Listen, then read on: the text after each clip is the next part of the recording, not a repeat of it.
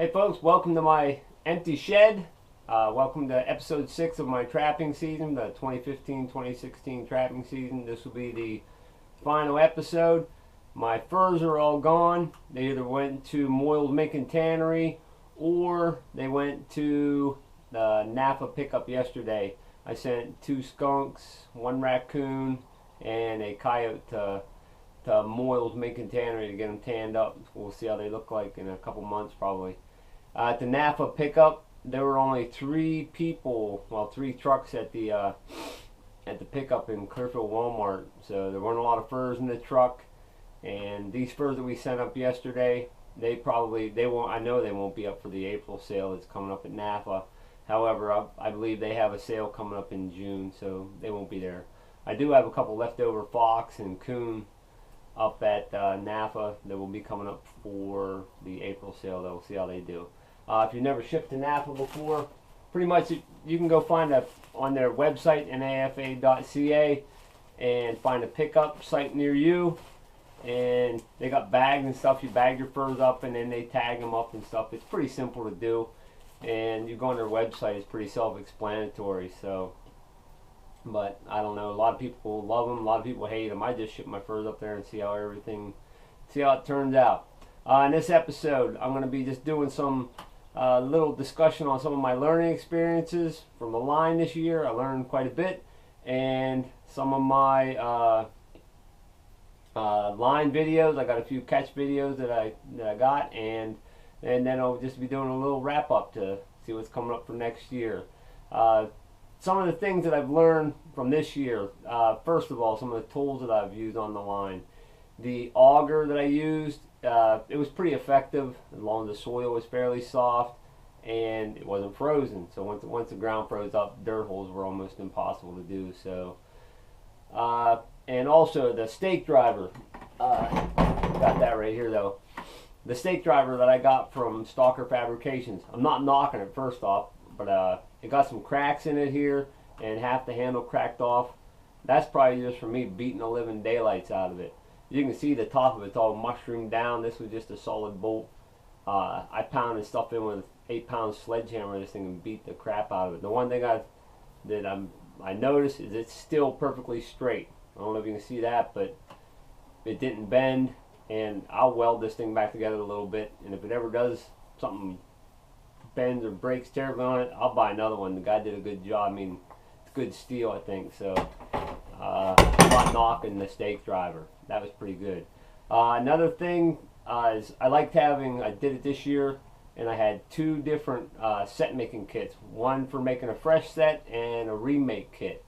I like that, so I liked having just like a little bucket for remakes, and that cut down on cross-contamination on my sets.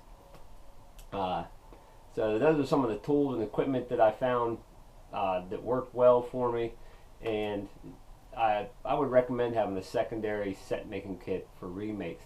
Another thing is the things I learned about the actual sets is that location is key. Location, location, location. If you're not on location, you're not going to catch very much stuff. I mean, if you throw a trap in the middle of a Walmart parking lot, you're not catching crap. So get your sets in the right location, set on sign. And then after that, I would say that probably equally as important, I balance them out to like a number 2, is bedding and patience. Get your traps bedded solidly. I've learned that. I'm talking to myself as well. And be patient at the set locations. I checked the set, well actually I followed a set of coyote tracks to one of my sets that I had pulled probably 35 days before that. And sure enough, he went right to my set, an old dirt hole set. My trap was gone. I pulled it, but he went right there, dug up my dirt hole, and took a leak on it. So get your sets in there, be patient, and do your best to check them from a distance. I know some of them you have to walk up to every day, and I do the same thing. But if you can drive to them and just look at them, I think that's a really effective thing to do. As far as the lures and baits that I've used this year, the only real distinct thing that I saw on my line that really changed things up was my brother gave me a bottle of Caven's Gusto. I'm not holding that stuff right now. If you've ever used it, you know what I'm talking about. That stuff has got some kick to it. So late in the season, I changed up and put some of that gusto on there. I caught, on the last video I made, I caught the fisher on that stuff. I think I caught another coon on it and another coyote on it late in the season. So that lure really seemed to pick some stuff up. So I didn't really notice any one thing working better than the other through the season. Maybe I just don't catch enough to see that, except for when I switched to that gusto. And so next year, the bait thing, I'm gonna try making my own bait next year. So that'll be coming up this summer. We'll see. Let's see what else. Yeah, the bait. I'm gonna be getting some, I think, Paul Dobbin's bait mixture. I got a couple beaver carcasses. Well, I got one beaver carcass, and I got a couple bobcat carcasses. I'm gonna cut the meat off and try making my own bait this year. Seems like I can make a gallon of bait for like $20, and if you buy processed bait, a gallon of bait's like $75, I think. So, and also, let's see what else. Oh, back to the stuff I was using at the sets. Peat moss was effective only if it was frozen and stayed frozen. But if you got rain, freeze, thaw conditions and stuff like we had here this year, and you have in a lot in the Northeast and probably through Michigan and that type of Ohio and that area, it doesn't just freeze and stay frozen, unfortunately. So next year I'm going to be making some wax dirt. So that's some of the stuff that I've learned this year. A lot of stuff. I've learned more stuff than that, but that's some of the stuff that sticks out to me. So let's take a couple minutes and go out to the line and see what's happening out there.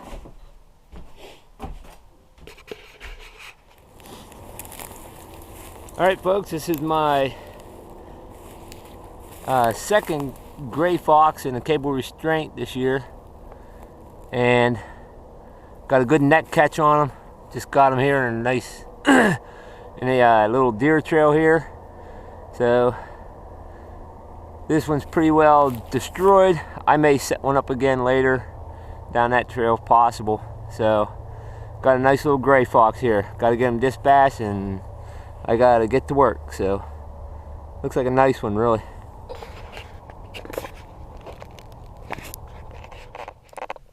Alright folks, here's my gray from this morning. This is the one I caught in the cable restraint. It might be, this is a really nice looking fox, really nice gray fox. Maybe not as nice as I thought. Looks like it got some rubbing maybe. Once I get him skinned out, I'll be able to tell a lot better. Nah, it's just his fur was roughed up there. I actually think he's in pretty good shape, really. So, get this guy skinned out, get him on a stretcher, and keep plugging away at it.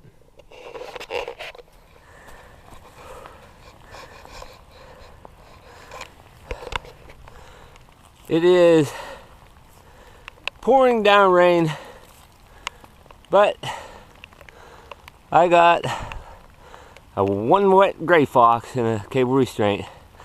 I gotta get this baby taken care of and get out of here. It's raining. Got a good neck catch on him. I missed a red right over there a couple days ago in another trail. Basically just got a trail where somebody drove a truck through this field, put a couple cables here, and it worked out. Hey folks, here's my soaking wet gray fox from this morning. That baby was pouring down rain. I don't know how good of a video I got, but I think once I get him skinned out and dried out and stuff, he won't be too bad looking. Brush him out some. So I'm gonna get him skinned up here and get him back on the wall here eventually. Alright. Hey folks, got another raccoon this morning. It's actually in the daylight. This is awesome, not being out here in the pitch black. This is the same set that I've caught. Now I've caught 2 gray fox, 2 raccoons, and 1 coyote right in this same set. It's tore up all over. Probably a lot of scent here, obviously. Maybe the stupidest statement of the year, but got another nice raccoon. I have 2 sets right across this little road over here. They were both messed with last night. One trap was set off and some stuff was dug out of a dirt hole over there. I'm suspecting it might have been this coon. But some people were asking stuff about the Bridger number 2s. Got a nice hind foot catch on them here. Perfect catch. The jaw levers are closed really well, so I'm going to dispatch this guy, I'm going to remake this set. This has been my best set of the year, that's for sure. Not a bad looking coon though. So I don't think his fur is all rubbed up or anything. So that's my 4th coon catch of the year. All incidental though, but that's all right. I'll take them.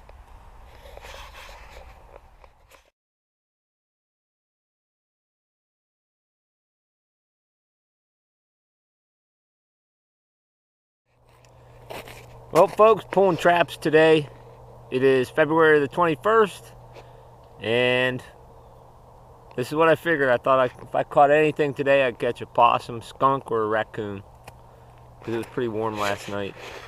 So I'm sure you guys are excited to see this, but oh well, I'm just pulling traps. Things are coming to an end.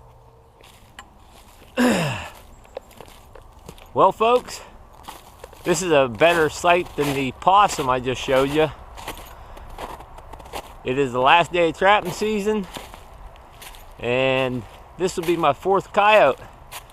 This is the 6th animal I caught at this set right here. Small dog, definitely small. It's the coyote hunt's going on right now, but this is something else. He might sound off a little bit for us here. Woof. Small dog. And it's caught in the Bridger number 2. I'm going to try to get a real close-up view of this. I'm going to put my camera on a stick here, so stay tuned. Here now, I might sacrifice my GoPro here, who knows. But you can see the nice catch that number 2 Bridger made on that guy. Or girl, I'm not sure really. Yeah, I think that's about as close as I want to get. Just checking out his fur here. Doesn't look too rubbed up. But definitely a coyote. They're good to get out of the woods in my opinion. Definitely a nice catch on it. Definitely a nice catch. So, great last day of trapping season. Well, here's my coyote from this morning. Last day, February the 21st. And got a little bit of blood on this one here, so oh well, no big deal. Good way to end the season for me. Hope you guys enjoy this last video coming up, and hope to see y'all back here again next year. Alright folks, hope you enjoyed that little chunk on the line, and this is going to be a wrap for me for the trapping season for this year. I will be doing some stuff this summer. Like I said before, I'm going to be trying to make my own bait. I'll be chunking up some meat and see how that works out. I don't know if I'm going to buy any more processed bait other than some of the bait solutions. So I know Dobbins puts one out, and I've read some stuff online about other ones. I'm sure it's going to be just fine. And I might just try some just straight bobcat meat and straight beaver meat chunks of stuff. See how that works out. Got to get some sodium benzoate and stuff to keep that stuff from rotting and tainting up really bad. So some of the other stuff I plan on doing this summer, one of my buddies, he has access to a lot of wood products. He's getting me some basswood, or I can't even remember what type of wood this is. It's real soft. Regardless, I don't know. It's real soft. It's going to be easy to put push pins into. Might be basswood or something. But I'm going to try making some of my own wooden stretchers. He's got it planed down right now. This is about 7/16 of an inch thick. And this isn't real long. I could probably make a small coon board or a board to put skunks on or something right now out of this. But I'm going to practice doing that a little bit this summer. And I'm also definitely making wax dirt. I'm going to have some wax dirt somehow. So, and also, one of the last things I'm going to talk about, a buddy of mine just today sold me this winch. I don't know if I can get this on video here. Got this winch for 80 bucks, and I plan on trying to devise my own skinning machine to help rip the hides off coyotes. They're a bugger to skin. If you skin some of these coyotes, you know what I'm talking about. And if you haven't, you'll catch one eventually, and you'll know what I'm talking about. So once I get my skinning machine hooked up, I might make a quick video of that and show you that. And I might even put a couple videos of making a couple wooden stretchers this summer and see how all that stuff goes. So I'll be back next year, hopefully, Lord willing. He's blessed me with a good year of trapping this year. I caught I caught more stuff than I did the year before, and I'll be happy to just catch the same amount next year. Had a good time, and thanks for everybody hanging out with me and watching my videos, and tune in next year.